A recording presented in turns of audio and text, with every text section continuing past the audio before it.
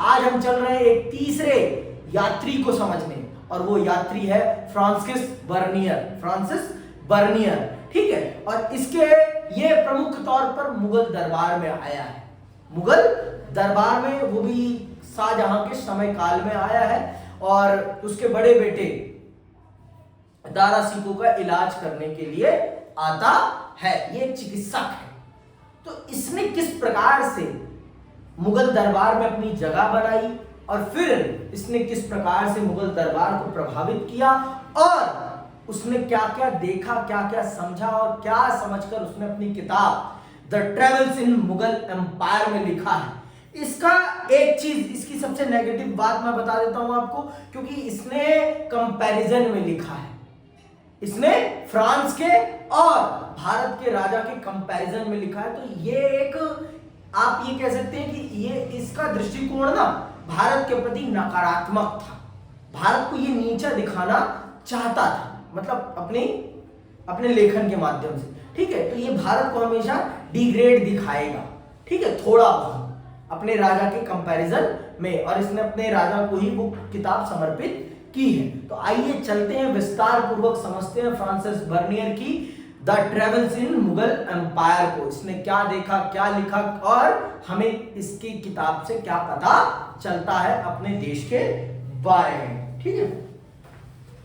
16वीं शताब्दी के प्रारंभ में भारत में पुर्तगालियों के आगमन के परिणाम स्वरूप यूरोपीय लोगों में भारत के प्रति उत्सुकता एवं रुचि जागृत हुई, जिसका एक महत्वपूर्ण कारण था उनमें से कुछ के द्वारा भारतीय सामाजिक रीति रिवाजों तथा धार्मिक प्रथाओं के विषय में विस्तृत वृत्तांत लिखना।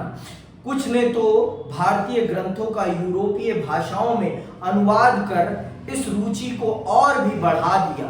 धीरे धीरे यूरोपीय देशों से भारत आने वाले यात्रियों की संख्या बढ़ने लगी। इनमें एक महत्वपूर्ण नाम है फ्रांस निवासी फ्रांसवा बर्नियर का, जो अवसरों की तलाश में मुगल साम्राज्य में आया।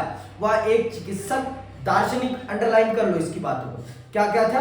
वह एक चिकित्सक, दार्शनिक तथा इतिहासकार था, जो 1656 से 1668 तक भारतवर्ष में रहा तथा मुगल दरबार से नजदीकी रूप से जुड़ा रहा। पहले बादशाह शाहजहां के ज्येष्ठ पुत्र दारा शिकोह के चिकित्सक के रूप में तथा बाद में मुगल दरबार में के एक अर्मीनियाई अमीर दानिशमंद खान के साथ एक बुद्धिजीवी तथा वैज्ञानिक के रूप में।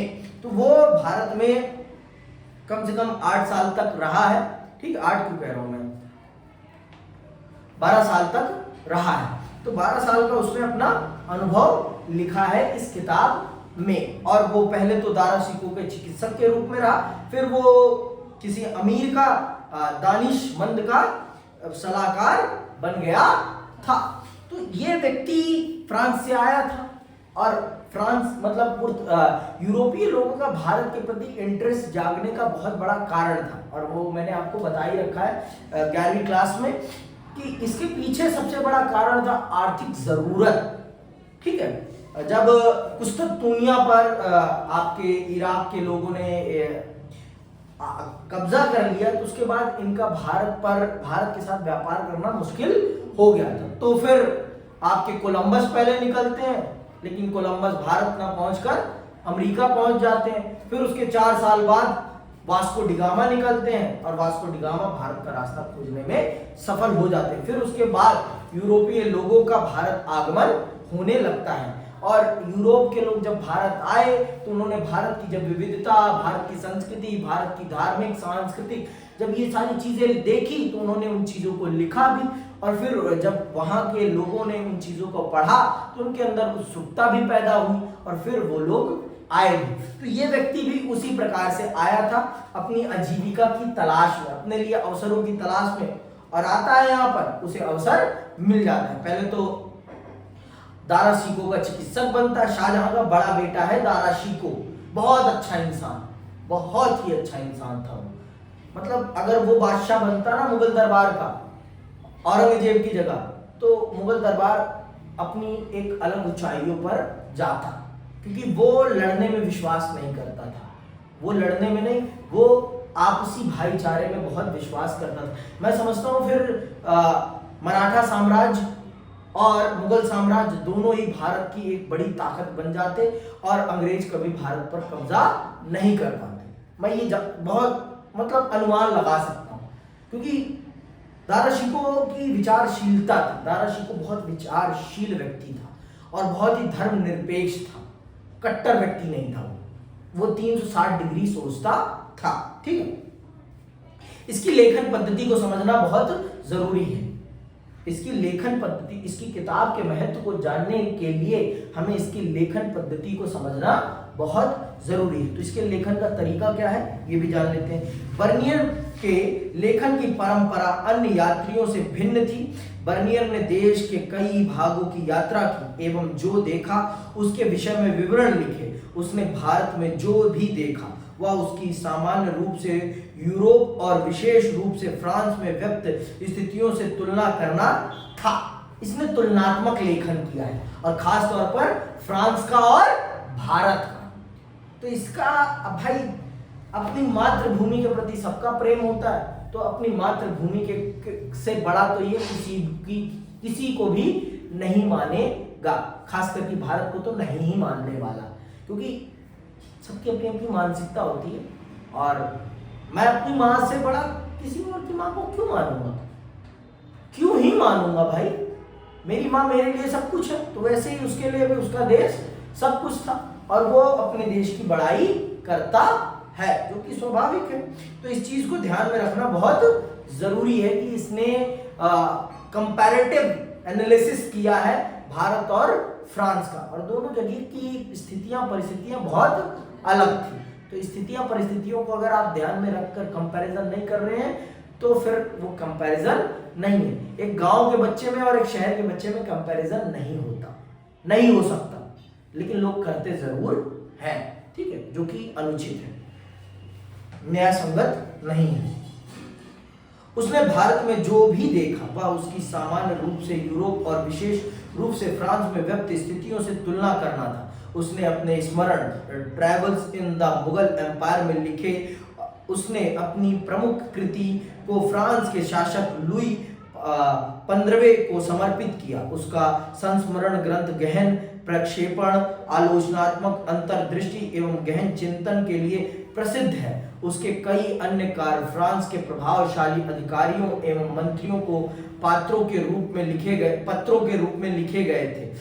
उसके कार्य फ्रांस में 1670-71 में प्रकाशित हुए तथा शीघ्र ही प्रमुख यूरोपीय भाषाओं में इनका अनुवाद हुआ। यद्यपि बर्नियर का आकलन हमेशा सटीक नहीं था, परंतु प्रकाशन के बाद उसके वृत्तांत अत्यधिक प्रसिद्ध हुए। जैसा हमने लिखा है कि बर्नियर ने जो भी देखा उसकी यूरोप में विद्यमान परिस्थितियों से तुलना की। शायद उसका उद्देश्य भारत और यूरोप में विद्यमान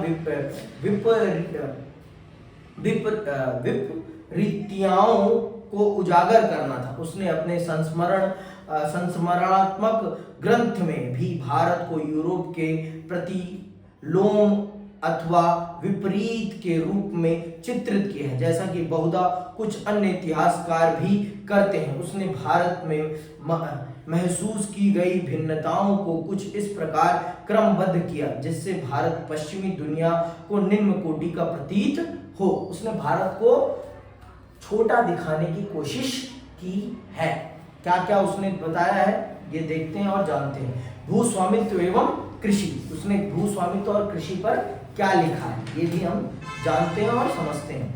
16वीं एवं 17वीं शताब्दी में भारत आए अधिकांश यूरोपीय यात्रियों की तरह बर्नियर की भी यही धारणा थी कि भारत में संपूर्ण भूमि पर राजकीय स्वामित्व है, मतलब पूरी भूमि का मालिकाना अधिकार राजा के पास है, जो कि ऐसा नहीं था, जो कि ऐसा कदापि ही नहीं था। भूमियों की 3 कैटेगरी थी भारत में उस समय, भूमि की 3 कैटेगरी थी। स्वतंत्र 3 प्रकार की भूमियां पाई जाती थी मुगल शासन काल में भारत में, और इसने सरासर गलत लिखा है।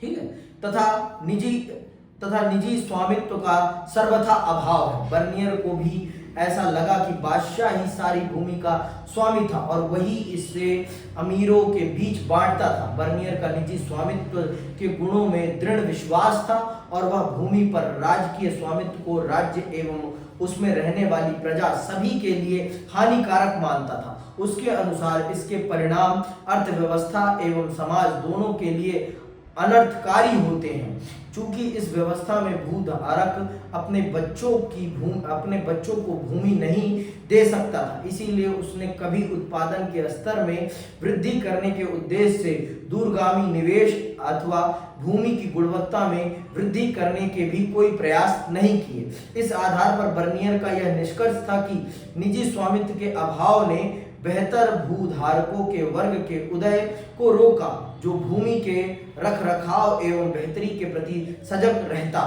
देखो, इनका खासकर यूरोपीय लोगों का ना पूंजीवाद के प्रति बहुत ज्यादा प्रेम था और ये मानते थे कि पूंजीवाद मतलब निजी स्वामित्व ही समाज के विकास का एक अकेला तरीका है। ऐसा नहीं है कि भारत में निजी स्वामित्व नहीं था, निजी स्वामित्व था। इसने बहुत बारीकी से भारत को नहीं समझा है। देखो, जो भी बाहर से आया है ना, वो भारत को कभी नहीं समझ पाया है। भारत में बहुत सारी चीजें थी। भारत में जमीनों का वर्गीकरण जातीय आधार पर भी था। भारत में भूमि का स्वामित्व जातीय आधार पर भी डिपेंड करता था, जो कि इसे मुझे नहीं लगता कि इसे पता भी होगा कि भारत में भूमि के स्वामित्व में जातियों का क्या योगदान था, क्या जातियां किस प्रकार से भूमि के स्वामित्व में एक बड़ी भूमिका निभाती थी। इस व्यक्ति को इस चीज का मुझे नहीं लगता कि भान होगा, तभी इसने इस प्रकार की चीज लिखी है। और भारत के लोग मुगल काल में तो खास कर भारत के लोग बहुत अच्छे से अपनी भूमि में निवेश करते थे, जो कि सरासर गलत। और राज्य सरकार मतलब मुगल दरबार भी भूमि के सुधार में, भूमि और सिंचाई सुविधाओं में बहुत बड़े स्तर पर काम करता था, क्योंकि उस समय राज्य की आय का सबसे बड़ा साधन क्या था? कृषि था। और कृषि का विकास नहीं होगा तो राज्य का विकास कैसे हो पाएगा? राजा इस बात को भली भांति जानता था, तो राजा क्यों अपने राजस्व का नुकसान करेगा? और अगर हम समृद्ध नहीं थे तो आप यहाँ घात छीनने आए थे? हाँ, आप क्या करने आए थे? किसी ने बुलाया था आपको यहाँ पर? क्यों आए थे यहाँ पर? हमने तो बुलाया नहीं था आपको। क्या जरूरत थी आपको यहाँ आने की?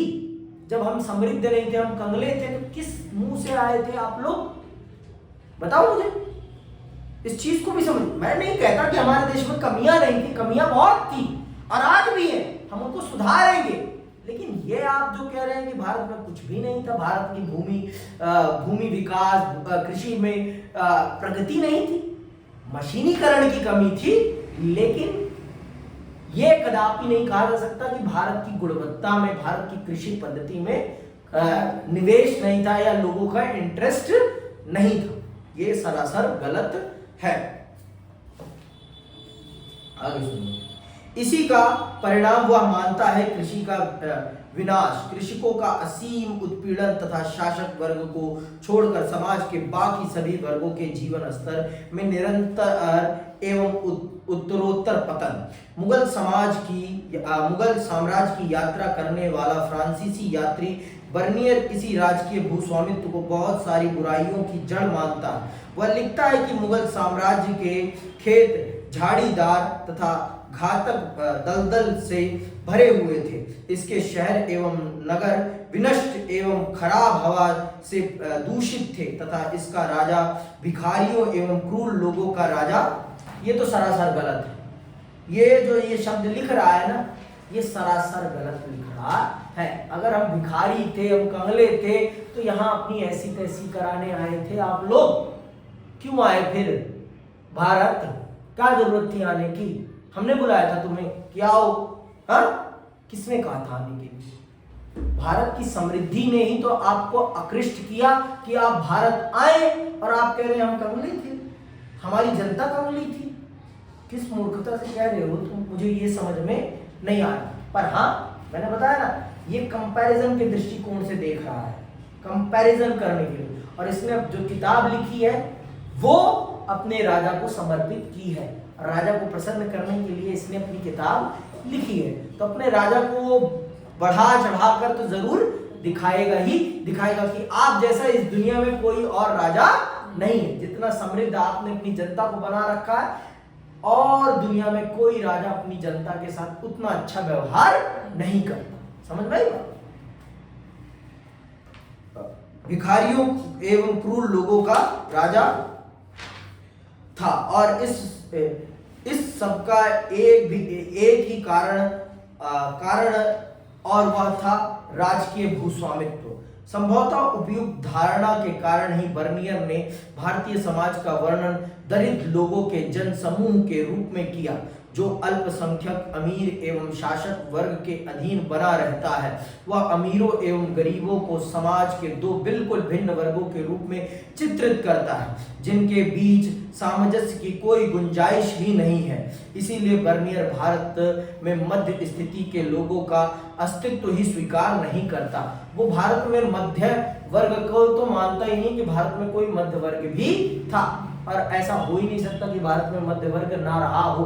भारत में हमेशा आर्थिक तौर पर भारत हमेशा 3 वर्गों में विभाजित रहा है, चाहे वो कोई भी कालखंड क्यों ना रहा हो। हर देश में ऐसा ही होता है, 3 वर्ग होते ही होते हैं हर समाज में। तो भारत में भी था, और ये जो लिख रहा है ये सरासर झूठ लिख रहा है।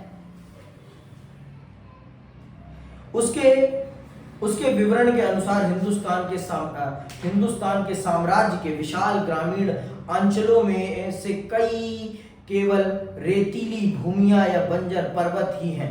यहाँ की खेती अच्छी नहीं है और इन इलाकों की आबादी भी कम है। यहाँ तक कि कृषि योग्य भूमि का एक बड़ा हिस्सा भी श्रमिकों के अभाव में कृषि विहीन रह जाता है। इनमें से कई श्रमिक गवर्नरों द्वारा किए गए बुरे व्यवहार के फलस्वरूप मर जाते हैं। गरीब लोग जब अपने लोभी स्वामियों की मांगों को पूरा करने में असमर्थ हो जाते हैं तो उन्हें न केवल जीवन निर्वाहन के साधनों से वंचित कर दिया जाता है, बल्कि उन्हें अपने बच्चों से भी हाथ धोना पड़ता है, जिन्हें दास बनाकर ले जाया जाता है। इस प्रकार ऐसा होता है कि इस अत्यंत निरंकुशता से हताश हो किसान गांव छोड़कर चले जाते हैं। मतलब इसने बहुत ही बढ़ा चढ़ाकर लिखा है। इसने भारत के राजाओं को बहुत ज्यादा क्रूर दिखाने की कोशिश की है। इतना नहीं था, मैं नहीं कहूंगा कि नहीं था तभी तो कुछ ना कुछ लिखा है, लेकिन इतना नहीं था जितना इसने दिखाया है। जितना इसने दिखाया है इतना तो कदापि ही नहीं था। समझ में बात? आप ये जान लीजिए कि चीजें अच्छी नहीं थी, लेकिन इतनी भी खराब नहीं थी कि लोगों की दयनीय स्थिति थी, कदापि नहीं। अगर दयनीय स्थिति होती तो अंग्रेज यहाँ से क्या लूट के ले जाते? फिर कैसे लूट पाते? इस देश की जनता के पास अगर पैसा ही नहीं होता तो कैसे लूटते? मुझे भी ये भी तो बताओ ना। जब आए आप लोग लूटने तो कैसे लूटा आपने? हाँ, इस देश की जनता के पास पैसा था तभी तो आप लूट पाए ना। अगर पैसा ही नहीं होता तो लूटते कैसे? मैं ये नहीं समझ पा रहा हूं। लूटे आप तभी जब इस देश की जनता के पास पैसा था। अगर पैसा नहीं होता तो आप लूट कभी नहीं पाते। इस बात को भी समझने वाली बात है, लेकिन हम कहाँ समझते हैं इन सब चीजों को। हम तो बस जो कह दिया अंग्रेजों ने हमने मान लिया। क्यों मान ले? हम तो नहीं मान रहे। इस प्रकार बर्नियर तत्कालीन भारत की अधिकांश आर्थिक एवं कुछ सीमा तक सामाजिक समस्याओं का कारण राजकीय भूस्वामित्व को मानता था, परंतु बर्नियर के विवरण के संदर्भ में 2 बातें उल्लेखनीय हैं। पहली बात तो यह कि बर्नियर की यह धारणा तथा उसके आधार पर ग्रामीण समाज का यह चित्रण सच्चाई से दूर था। 16वीं एवं 17वीं शताब्दी में एक ओर बड़े जमींदार थे तो भूमि पर अधिकारों का उपयोग करते थे, तथा दूसरी ओर भूमि विहीन कृषक थे।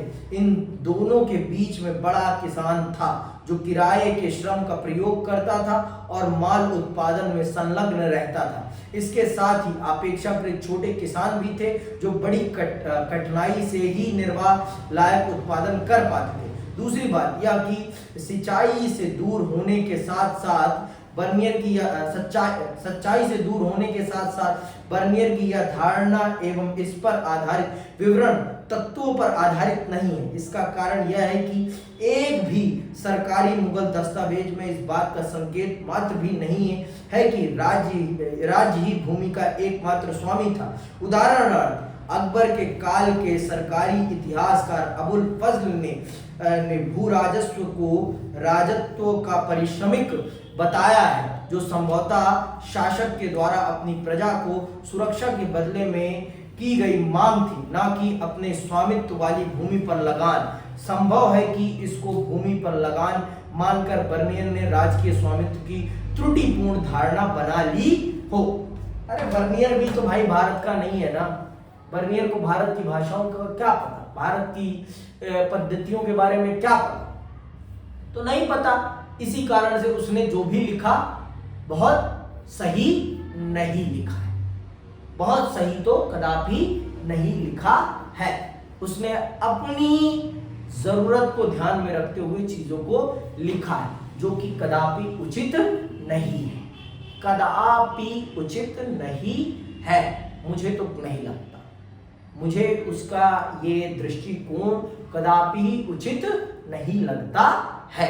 अब आगे आपकी बात, ठीक, आगे सुनो। शिल्प कला पे क्या लिखा है इसने, भारत में शिल्प कला कैसी थी। बर्नियर ने कृषि के साथ साथ शिल्प उत्पादन का भी विवरण दिया है, जिससे उस समय भारत में शिल्प की स्थिति के विषय में ज्ञान होता है। उसके विवरण के अनुसार यह ध्यान देना आवश्यक है कि इस देश के विस्तृत भूभाग का अधिकांश भाग अत्यधिक उपजाऊ है। उदाहरण के लिए बंगाल का विशाल राज्य, जो मिस्र से न केवल चावल, मकई तथा जीवन की अन्य आवश्यक वस्तुओं के उत्पादन में, बल्कि उन अनगिनत वाणिज्यिक वस्तुओं के संदर्भ में जो मिस्र में भी नहीं उगाई जाती, जैसे रेशम, कपास तथा नील, कहीं आगे है। भारत में कई ऐसे भाग भी हैं, ये देखो, अब खुद ही लिख रहा है कि भारत कितना उपजाऊ देश है। अरे उपजाऊ है और ये चीजें उग रही हैं तो किसान ही तो उगा रहा है ना। हाँ, इतनी दरिद्रता होती तो कौन उगा पाता इन सब चीजों को। ये अपनी बात को खुद ही कंट्राडिक्ट कर रहा है, ठीक है। भारत में कई ऐसे भाग भी हैं जहां जनसंख्या पर्याप्त है और भूमि पर खेती अच्छी होती है, और जहां एक शिल्पकार, जो हालांकि मूल रूप से आलसी होता है, आवश्यकता से या किसी अन्य कारण से अपने आप गालीचो, जरी, कासीदारकारी, कढ़ाई, सोने और चांदी के वस्त्रों तथा विभिन्न प्रकार के रेशम तथा सूती वस्त्रों, जो देश में भी प्रयोग होते हैं और विदेश में निर्यात किए जाते हैं, के निर्माण का कार्य करने के लिए बाध्य हो गया है। परंतु इसके साथ ही बर्नियर ने यह भी उल्लेख किया है कि मुनाफे का अधिग्रहण राज्य द्वारा कर लिए जाने के कारण एक तो शिल्पकार उत्पादों को बेहतर बनाने की ओर से उदासीन थे, और दूसरे उत्पादन भी हर जगह पतनोन्मुख हो रहा था। ये तो सरासर झूठ बोल रहा है, सरासर झूठ। भाई बिना किसी को लाभ मिले कोई क्यों काम करेगा? लाभ के बिना कोई किसी भी प्रकार का काम नहीं करता। जब हमारे देश में सोने चांदी के कपड़े बन रहे हैं तो हमारे देश की जनता भिखमंगी भुखमरी तो नहीं होगी ना, तभी तो इस प्रकार की चीजें बन रही हैं और बिक रही हैं। रेशम बिक रहा है, ऐसा तो नहीं होगा कि हमारे देश में कंगली जनता होगी तभी ये सारी चीजें बिक रही होंगी। समृद्ध जनता होगी, प्रॉस्पेरस होगी। अब भाई जहां रेगिस्तान है वहां लोग क्यों रहेंगे? हमारा देश इतना बड़ा है, इतनी उपजाऊ भूमि है, तो मरुस्थल में जरूरी है मरना? हाँ, क्यों मरे हम?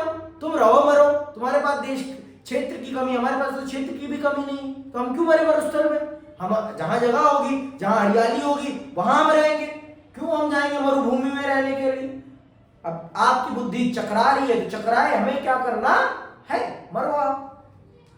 तो शिल्प कला में भी भारत बहुत उन्नत था, तभी तो आप हमारा काम देखकर वहां से कुत्ते की तरह भागे भागे यहाँ चले आए थे, तभी तो आए थे ना। हमारा रेशम, हमारा सिल्क देख कर ही आए थे ना, मसाले व्यापारी देख के तो आए हो ना, कुछ और तो देख के नहीं आए थे ना।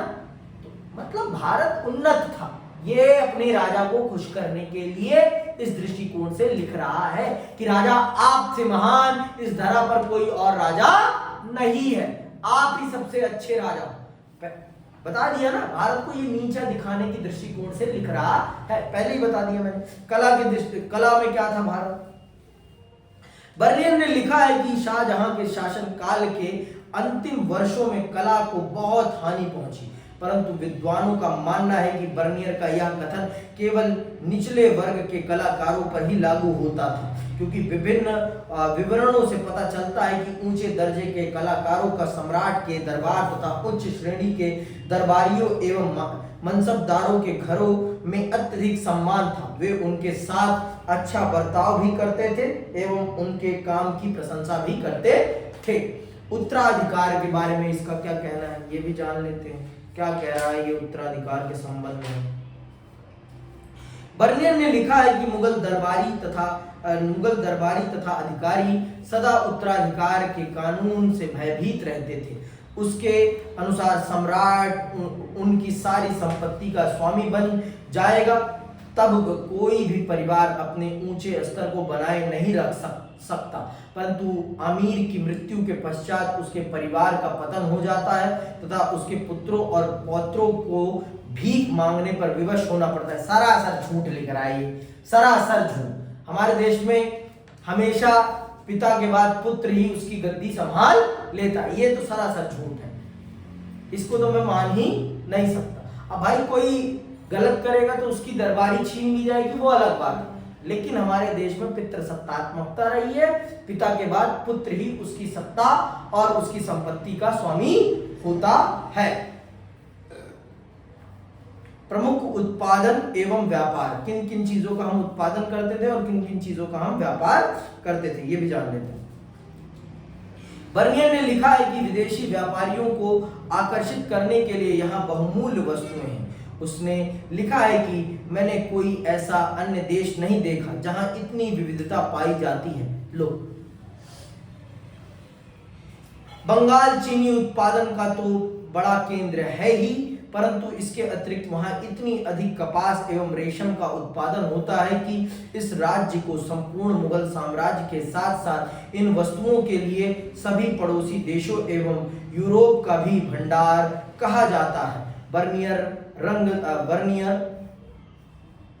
जाता है। बर्नियर रंगदार तथा सफेद बढ़िया तथा मोटे सूती कपड़ों के विशाल भंडार को देखकर चकित रह गया, जिसे डच विभिन्न स्थानों विशेषकर यूरोप एवं जापान को निर्यात करते हैं। यही बात रेशम तथा रेशमी कपड़ों पर भी लागू होती है। समस्त मुगल साम्राज्य तथा विदेशों में सूती कपड़ों का जितना अधिक निर्यात होता है उसका अनुमान लगाना असंभव है। डच अपनी कासिम बाजार की रेशम की फैक्ट्री में लगभग 700-800 भारतीयों को काम पर लगाते हैं। इसी प्रकार अंग्रेज तथा अन्य व्यापारी भी भारतीयों को इस काम में लगाते हैं। बर्नियर के अनुसार बंगाल शोरे की भी एक बड़ी मंडी है। गंगा नदी के रास्ते से डच तथा अंग्रेज व्यापारी इसे समुद्र तक पहुंचाते हैं तथा वहां से वह पूर्वी हिंद द्वीप समूह तथा यूरोप को निर्यात किया जाता है। इस समृद्ध प्रांत से बढ़िया किस्म की लाख, अफीम, मूंग, लंबी काली मिर्च तथा विभिन्न प्रकार की जड़ी बूटियां प्राप्त करके अन्य देशों को भेजी जाती हैं। उसने लिखा है कि साधारण समझे जाने वाली वस्तु मक्खन भी यहाँ बहुत अधिक मात्रा में मिलती है। यद्यपि इसका निर्यात करना कठिन है, फिर भी इसे बहुत से देशों को निर्यात किया जाता है। मतलब भारत बहुत सारी चीजों का निर्यात करता था। अब खुद सोचो, जब इतनी सारी चीजों को बेच रहा है भारत, तो पैसा कहाँ जाएगा? हाँ, बिना लोगों के तो निर्यात नहीं होगा ना। जब हम इतने बड़े स्तर पर व्यापार कर रहे हैं, इतने बड़े स्तर पर चीजों का को खरीद रहे हैं, तो पैसा कहाँ जा रहा है? सारा राजा के पास तो नहीं जाएगा ना। जनता मतलब समृद्ध थी हमारे देश की। अब इसने जहां जहां देखा होगा, जो देखा होगा, और अपनी सहूलियत के हिसाब से इसने लिखा है। अपनी सहूलियत के हिसाब से, अपने राजा को खुश करने के दृष्टिकोण से इसने लिखा है उन चीजों को। राजकीय कारखाने, मुगल दरबार में राजकीय कारखाने क्या कार्य थे ये भी देख लीजिए। बर्नियर ने मुगल साम्राज्य में विद्यमान राजकीय कारखानों तथा उनकी कार्य प्रणाली का भी विस्तृत वर्णन दिया है। उसने लिखा है कई स्थानों पर बड़े कक्ष दिखाई देते हैं जिन्हें कारखाना अथवा शिल्पकारों की कार्यशाला कहते हैं। एक कक्ष में काशी दरकार एक मास्टर के निरीक्षण में व्यस्तता से कार्यरत रहते हैं। एक अन्य में आप सुनारों को देखते हैं, तीसरे में चित्रकार, चौथे में प्रलक्षा रस का रोगन करने वाले, पांचवें में बढ़ई, खरीदी, दर्जी तथा जूते बनाने वाले, छठे में रेशम, जरी तथा महीन मलमल का काम करने वाले शिल्पकार अपने कारखानों में हर रोज सुबह आते हैं, जहां वे पूरे दिन कार्यरत रहते हैं और शाम को अपने अपने घर चले जाते हैं। इसी निश्चेष्ट नियमित ढंग से उनका समय बीतता जाता है। कोई भी जीवन की उन स्थितियों में सुधार करने का इच्छुक नहीं है जिनमें वह पैदा हुआ था। ये मतलब बंदा ना बहुत ज्यादा ना फ्रांस और भारत का कंपैरिजन करने में भूल गया है कि वो अलग देश में, और हर देश की अपनी अलग अलग परिस्थितियां होती हैं। आप जब भी लिखो ना तो परिस्थितियों को ध्यान में देखते हुए रखो। परिस्थितियां आपको नहीं पता ना, आपके देश की परिस्थितियां अलग है, मेरे देश की परिस्थितियां अलग है। जब आपको मेरे देश की परिस्थितियां स्थितियां ही नहीं पता तो आप मेरे देश का कंपैरिजन कैसे कर सकते हो? समझ में बात? हर घर की स्थिति अलग है, हर घर की परिस्थिति अलग है। मैं अपने घर को जिस प्रकार से ट्रीट कर सकता हूँ वैसे मैं दूसरे के घर पे जाके नहीं ट्रीट कर सकता। मैं अपने घर पे ये खाने से मना कर सकता हूँ, दूसरे के घर पे थोड़ी ना मना कर सकता हूँ। क्या पता उनके घर हो या ना हो, जरूरी थोड़ी ना। आप अपनी सहूलियत को हर जगह थोप नहीं सकते। आप मेरा और अपना कंपैरिजन कदापि नहीं कर सकते। मैं किन परिस्थितियों में हूँ और आप किन परिस्थितियों में, मुझे क्या पता? हमारे बीच में कितना डिफरेंस है, मुझे क्या पता? कैसे आप मेरी परिस्थिति और अपनी परिस्थिति का आकलन कर रहे हैं? फिर किस आधार पर कर रहे हैं बताइए मुझे। कोई मतलब ही नहीं बनता आपका और हमारे कंपैरिजन का, तो समझ में बात। लेकिन क्या कहा जाए, कंपैरिजन होता है। अब सती प्रथा, ये तो ठीक है भाई, ये तो हमारे देश में थी, इसका तो हमें कुछ नहीं कह सकते। बर्नियर ने तत्कालीन समाज में सती प्रथा के प्रचलन का भी उल्लेख किया है। उसने लिखा है कि हालांकि कुछ महिलाएं प्रसन्नता से मृत्यु को गले लगा लेती थी, परंतु सामान्यतः उनको सती के लिए बाध्य किया जाता था। उसने सती का एक बड़ा मर्मस्पर्शी विवरण दिया है। लाहौर में मैंने एक बहुत ही सुंदर अल्पवयस्क विधवा, जिसकी आयु मेरे विचार से 12 वर्ष से अधिक नहीं थी, की बलि होते हुए देखी। उस भयानक नरक की ओर जाते हुए वह असहाय छोटी बच्ची जीवन से अधिक मृत प्रतीत हो रही थी। उसके मस्तिष्क की व्यथा का वर्णन नहीं किया जा सकता। वह कांपते हुए बुरी तरह से रो रही थी, लेकिन 3 या 4 ब्राह्मण, एक बूढ़ी औरत जिसने उसे अपनी आस्तीन के बीच दबाया हुआ था, की सहायता से उस अनिच्छुक पीड़िता को जबरन घातक स्थल की ओर ले गए। उसे लकड़ियों पर बैठाया, उसके हाथ और पैर बांध दिए ताकि वह भाग न जाए, और इस स्थिति में उस मामूली प्राणी को जिंदा जला दिया गया। मैं अपनी भावनाओं को दबाने में और उसके कौतूहलपूर्ण तथा व्यर्थ के क्रोध को बाहर आने से रोकने में असमर्थ था।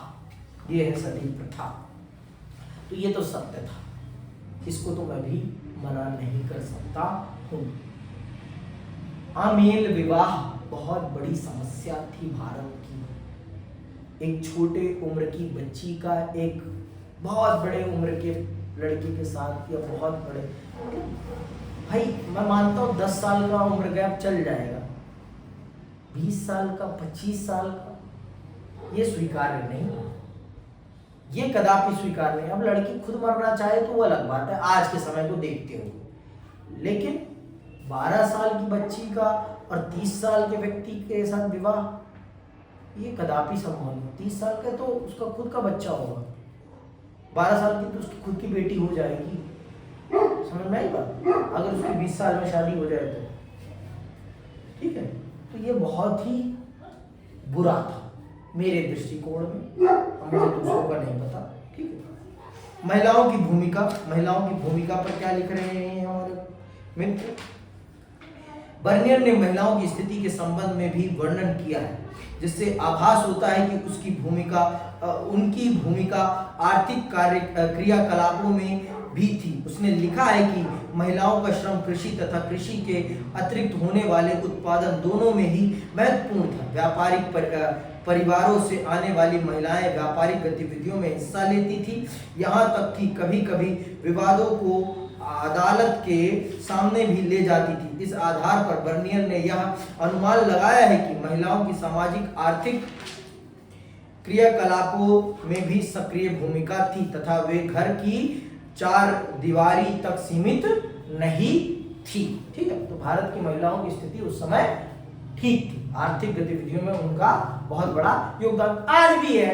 हर जगह देखो, ग्रामीण समाज में तो होता ही होता है, शहरों में ना हो लेकिन ग्रामीण समाज में महिलाओं का आर्थिक गतिविधियों में बहुत बड़ा योगदान होता है, क्योंकि उनके बिना घर चलना असंभव है, उनके बिना कृषि कार्य संभव नहीं है। समझ में आई बात? खेत में धान लगाना हो तब भी महिलाएं, और वो फ्री में नहीं करती, वो काम पैसे देती है उसका। ठीक है। नगरों का वर्णन क्या करा है उसने? बर्नियर ने तत्कालीन नगरों का भी वर्णन किया है। उसने लिखा है कि सभी प्रकार के नगर अस्तित्व में थे, यथा उत्पादन केंद्र, व्यापारिक नगर, बंदरगाह नगर, धार्मिक केंद्र एवं तीर्थ स्थान आदि। इनका अस्तित्व समृद्ध व्यापारिक समुदायों तथा व्यावसायिक वर्गों के अस्तित्व का सूचक है। एक स्थान पर तो यद्यपि उसने लिखा है कि मुगल साम्राज्य के शहर और नगर विनष्ट तथा खराब हवा से दूषित थे, परंतु साथ ही उसने यह भी लिखा है कि 17वीं शताब्दी में जनसंख्या का लगभग 15% भाग नगरों में निवास करता था, परंतु इतना होते हुए भी वह मानता था कि ये नगर अपने अस्तित्व के लिए राजकीय दरबार पर निर्भर थे एवं उसी के आगमन के साथ अस्तित्व में आते थे तथा उसके कहीं और चले जाने के बाद तेजी से पतनोन्मुख हो जाते थे। इसीलिए बर्नियर मुगल कालीन शहरों को शिविर नगर कहता है, क्योंकि वे अपने अस्तित्व के लिए राजकीय शिविर पर निर्भर होते थे। इसी आधार पर उसने यह भी निष्कर्ष निकाला है कि इन नगरों की सामाजिक एवं आर्थिक नींव व्यवहार रह नहीं होती थी और ये राजकीय प्रशय पर आश्रित रहते थे। ये मान रहा है कि भारत के जो शहर थे वो राजा के आने से बसते थे और राजा के चले जाने से उजड़ जाते थे। कदापि ये सही नहीं है। भारत में बहुत से शहर थे जो राजा के न होने से पहले भी थे और राजा के न होने के बाद भी बड़े लंबे समय तक रहे हैं और आज भी है। समझ में आई बात? तो ऐसा कुछ नहीं है, पर हाँ जहां राजा रहेगा वहां ज्यादा चहल पहल होना स्वाभाविक है भाई। वो राजनीति का केंद्र रहेगा, वहां पर लोग बड़ी संख्या में रहना पसंद करेंगे क्योंकि वहां पर सुविधाएं बड़ी मात्रा में होंगी। दिल्ली में क्यों लोग आ रहे हैं बसने के लिए? क्योंकि दिल्ली में सुविधाएं अपार मात्रा में उपलब्ध है। दिल्ली में कुछ खास थोड़ी ना है, दिल्ली में प्रशासन है, शासन है, इसीलिए लोग यहाँ पर रहना पसंद करते हैं ज्यादा से ज्यादा संख्या में। ये है हकीकत। तो ये आज का नहीं, ये तो हमेशा ही रहता है भाई, इसमें कौन सी बड़ी बात है। जहां राजा रहेगा, जहां शासक रहेगा, वहां लोग रहना ज्यादा पसंद करेंगे और जहां से राजा चला जाएगा वहां थोड़ी रौनक तो कम होना स्वाभाविक सी बात है। ठीक है, आगे आते हैं। विभिन्न व्यवसायिक समुदाय, कौन कौन से व्यवसायिक समुदाय थे? बर्नियर के विभिन्न व्यवसायिक समुदाय एवं वर्गों का भी वर्णन किया है। उसने उल्लेख किया है कि व्यापारी अक्सर मजबूत सामुदायिक अथवा बंधुत्व के संबंधों से जुड़े होते थे और अपनी जाति तथा व्यावसायिक संस्थाओं के माध्यम से संगठित रहते थे। ऐसे समूहों को पश्चिमी भारत में महाजन कहा जाता था तथा उनके मुखिया को सेठ। अहमदाबाद जैसे शहरी केंद्रों में सभी महाजनों का सामूहिक प्रतिनिधित्व व्यापारिक समुदाय के मुखिया द्वारा होता था, जिसे नगर सेठ कहा जाता था। मतलब ये तो हमेशा है, व्यापारिक आर्थिक तौर पर जो लोग समृद्ध होते हैं वो हमेशा अपना संगठन बनाकर रखते हैं। आपको रतन टाटा जी की मृत्यु के समय ये देखने को मिला होगा। वो आपसी प्रतिद्वंद्विता में जरूर है, लेकिन आपसी सुख दुख में एक दूसरे का साथ देने के लिए सदैव खड़े रहते हैं। प्रतिद्वंद्विता अलग चीज है और संगठन अलग चीज है। ये आपको देखने को तो ये सदैव रहा है और ये रहता ही है। अब आते हैं बर्नियर के वृत्तांत का मूल्यांकन कर लेते हैं कि बर्नियर के वृत्तांत का क्या महत्व है भारतीय इतिहास को समझने में। बर्नियर का विवरण 17वीं शताब्दी के भारत की जानकारियों के लिए महत्वपूर्ण स्रोत है। उसके कुछ वर्णनों की पुष्टि अन्य स्रोतों से भी होती है, जिससे उसकी विश्वसनीयता भी है, परंतु उसकी यूरोप को अधिक महान तथा भारत एवं मुगल साम्राज्य को निम्न मानने की प्रवृत्ति एवं प्रत्येक बात की यूरोप से तुलना करने की आदत उसके विवरण की उपयोगिता को कम करती है।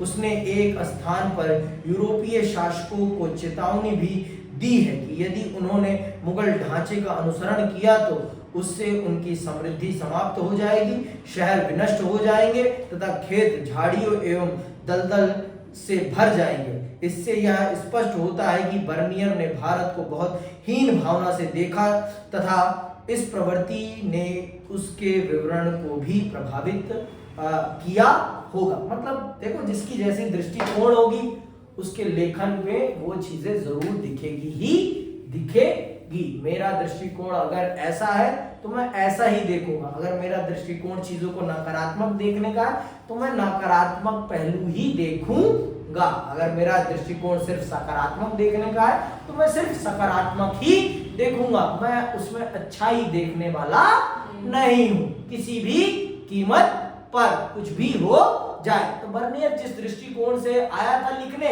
उसने उसी दृष्टिकोण से लिखा। उसने भारत को हीन और यूरोप को महान दिखाने की कोशिश की है और वो उसने करी है। अन्य यात्री कौन है? और भी बहुत सारे यात्री आए हैं भारत में जिन्होंने बहुत कुछ लिखा है, जिनमें से आपके मार्को पोलो हैं एक, ठीक है।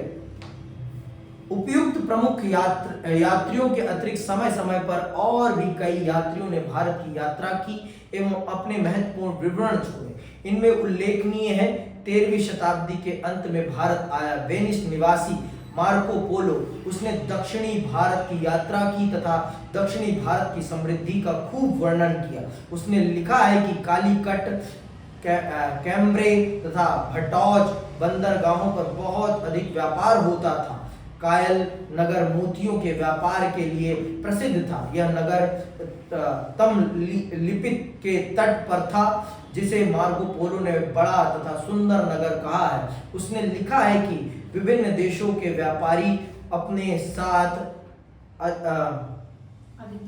अधिकतर घोड़े, सोना, चांदी तथा तांबा लाते थे तथा यहाँ से जड़ी बूटियां, गोंद तथा काली मिर्च एवं अन्य मसाले तथा अदरक एवं नील आदि ले जाते थे। उसने लिखा है कि कपास की खेती बड़े स्तर पर की जाती थी, इनके पौधों की ऊंचाई 6 कदम तक होती थी। जुलाहे इस कपास से सुंदर कपड़ा बनाते थे जो मकड़ी के जाले के समान बारीक होता था। उसने लिखा है कि संसार में कोई ऐसा राजा या रानी नहीं होगा जो इसे पहनकर प्रसन्न ना हो। मार्को पोलो ने भारत की बहुत प्रशंसा की है और भारत के व्यापार, भारत के शहरों को बहुत अच्छा बताया है। तो इसी के साथ ये अध्याय आपका यहीं समाप्त होता है और जो भी है उनको आप पढ़ सकते हैं, ज्यादा कुछ है नहीं अब, ठीक है। तो ये आपके 3 बहुत महत्वपूर्ण है, आपका अलबरूनी, आपका इब्न बतूता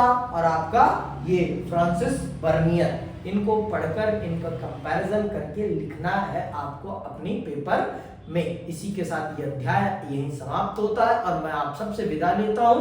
जय हिंद, जय भारत।